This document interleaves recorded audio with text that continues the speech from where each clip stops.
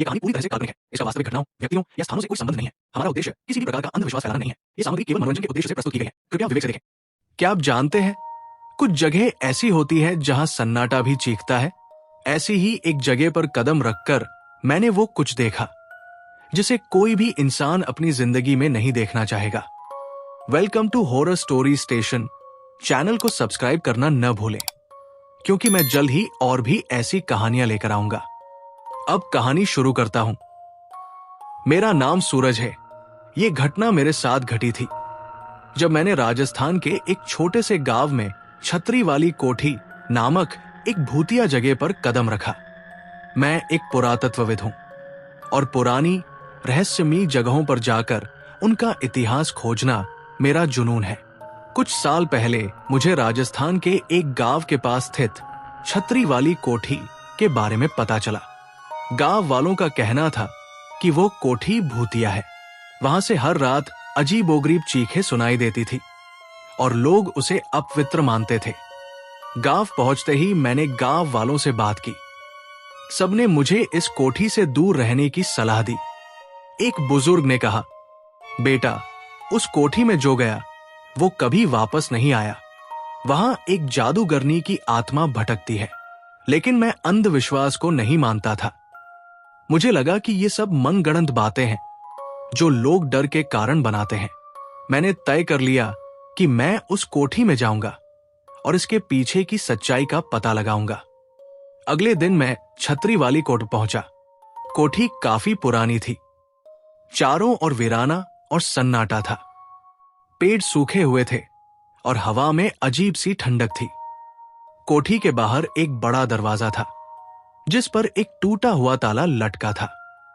मैंने जैसे ही ताले को हटाया और दरवाजा खोला, एक तेज ठंडी हवा का झोंका मेरे चेहरे से टकराया। ऐसा लगा जैसे किसी ने मुझे अंदर खींच लिया हो। अंदर का नजारा डरावना था। दीवारें काले रंग के अजीब चिन्हों से भरी थी। फर्श पर धूल जमी थी और कोने कोने में मकड़ियों के जाले थे। अचानक मुझे ऐसा महसूस हुआ जैसे कोई मुझे देख रहा हो।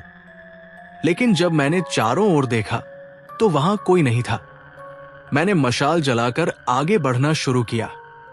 कोठी के अंदर अजीब सी आवाजें सुनाई दे रही थी, जैसे कोई बहुत धीरे धीरे फुसफुसा रहा हो।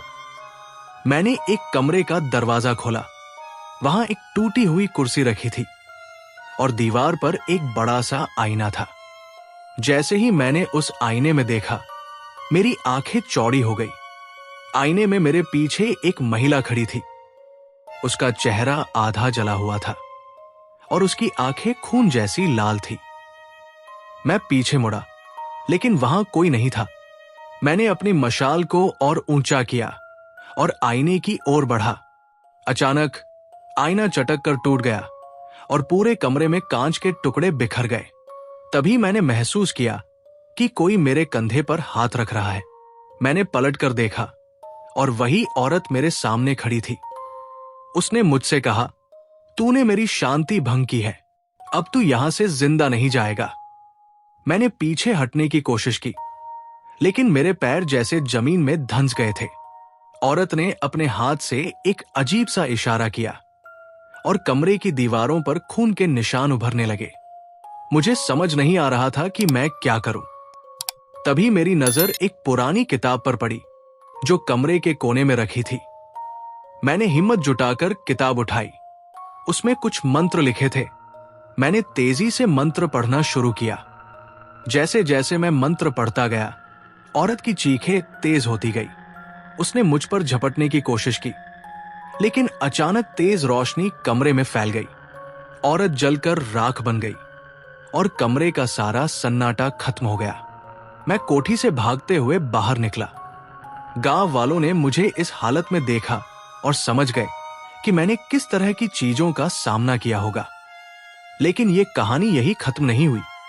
कुछ दिनों बाद मुझे महसूस हुआ कि मैं पूरी तरह ठीक नहीं हूं। कभी कभी मुझे आईने में वही औरत दिखती थी। शायद मैंने उसे हराया नहीं, बल्कि उसे अपने साथ ले आया। क्या आपको लगता है कि मैं उस जादूगरनी से बच पाया या अब वो मेरी जिंदगी का हिस्सा बन गई है? अपनी राय कमेंट में जरूर दें। अगर आपको यह कहानी पसंद आई हो तो इसे लाइक और शेयर करें।